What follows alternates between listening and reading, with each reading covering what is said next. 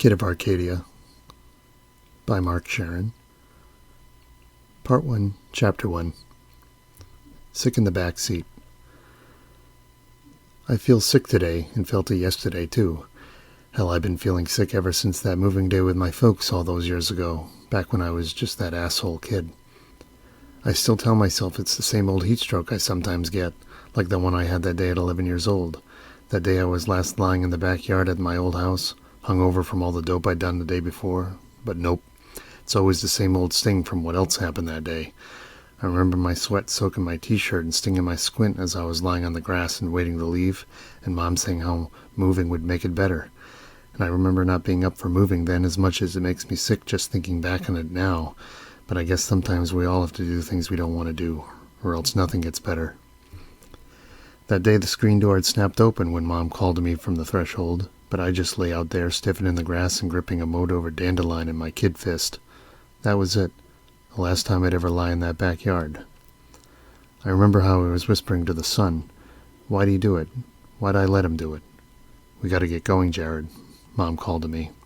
"As if," was my answer. The rays had been too much, so I turned my gaze against them to inspect my pale, bony kid arms outstretched in the grass for a moment. The next door closed still swayed on the lines, and the concrete down by the house still rippled the air there like a desert scene. At that high noon hour, it seemed the sun could have made anyone feel like an uprooted weed lying on the lawn like I was, even in the athletic shorts and tube socks. So I rolled my head straight again and squinted into the sky beyond the clotheslines and cables caging me in beneath it. The old posts for the clotheslines still stood out against the blue like crosses with the telephone poles that crisscrossed the neighborhood grid. Up there, the broken-down flat that peered over me was gutted. The upstairs had been cleared for months, and the basement where we lived only an hour, and now we were just waiting for Dad to come back with the car. Long time coming or not, I didn't care. The last thing I wanted to do that day was leave my life and hood behind for good, but guessed any day would have been as bad. There'd be no escaping this. "Your Dad's waiting," Mom said. I hated how she always called him that. Not Dad's waiting, but your Dad. I said nothing. In truth, I was too woozy to move, too in pain to walk or sit or do anything but just lay there. I could still feel the punctures and the dull aches in my muscles. I could still feel the electric touch of his hands on me. I really wanted to throw up, just trying to catch my breath, but the last thing I wanted was anyone finding out about how sick I was, or why. Ain't it funny that over 40 years later I'd come to write all about it here like this? Everyone has to find time to heal. The pain that day went away, yes, but the silence has been worse. Soon Mom was dragging her feet over to where I was. She hoisted me up by the arm to get a move on, and the grass I gripped in my fist ripped from the ground when I rose. I locked my eyes again once standing and felt her tug my body dizzy through the 80-degree heat. In the blackness under my eyelids, I watched the washes of tan light burn out dark space as she walked me around the house. And just like that, all that was me up to then was left back in the backyard with the grass and the memories of the dandelions my sore ass was sitting on. From then on, a new me embarked on the world, a sick me.